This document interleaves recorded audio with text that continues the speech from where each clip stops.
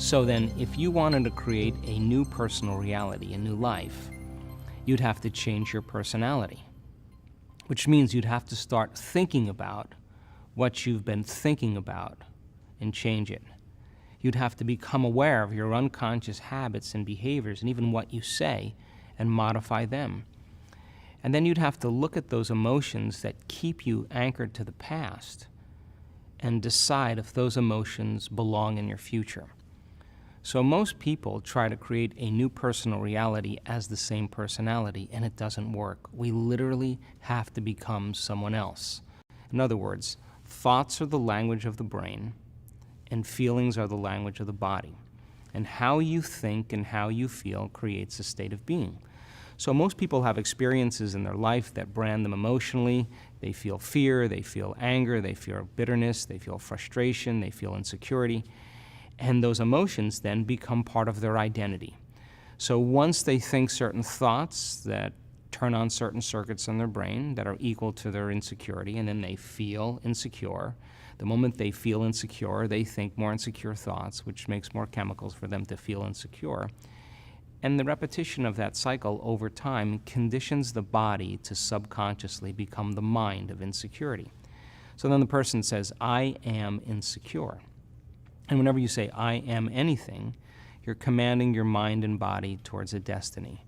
So then most people's biology is, for the most part, their past.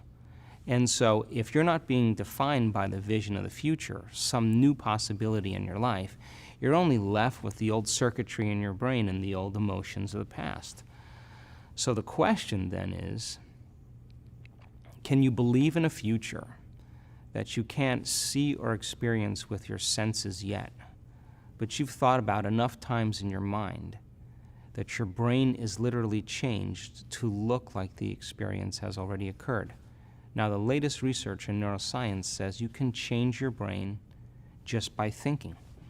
So then, as you begin to think about a new possibility, and your brain begins to fire in new sequences and new patterns and new combinations, and you begin to plan your behaviors, and you begin to review in your mind, mentally rehearse who you're going to be in your life.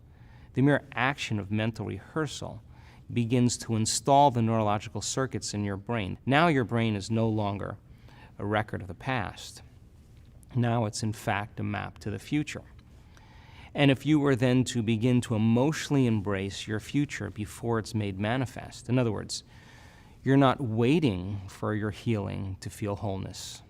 You're not waiting for your new relationship to feel love. You're not waiting for the mystical moment to feel awe. You're not waiting for your success to feel empowered. That's the old model of reality of cause and effect.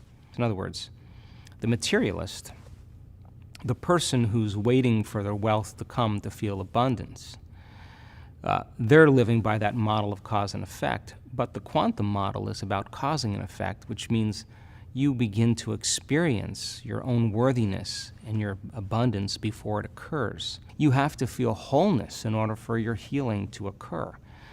We have to feel love for ourselves and love for life in order for us to have love in our life.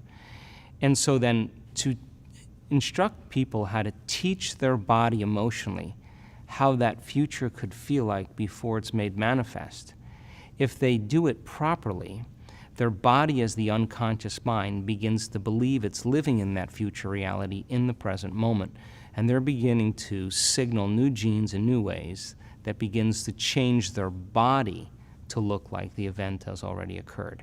So the process of change in the meditative model requires unlearning and relearning. It requires breaking the habit of the old self and reinventing a new self.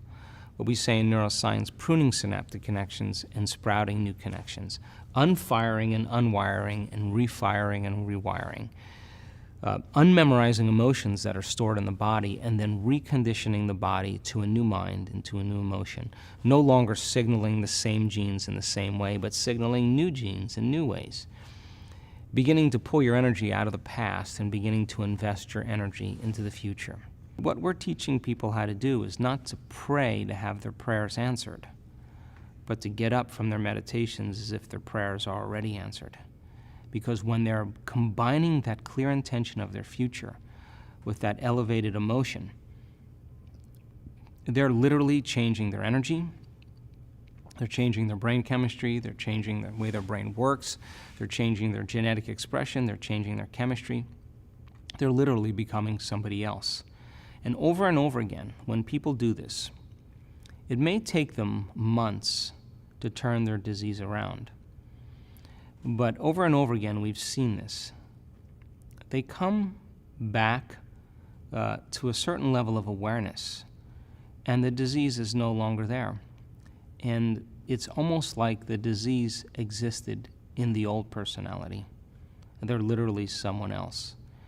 And we've seen it enough times now to know that people reach a certain point with themselves where they feel so whole. They feel so satisfied with who they are. They feel so happy with themselves and their lives that they could care less if they have the disease. And that's the moment it goes away over and over again.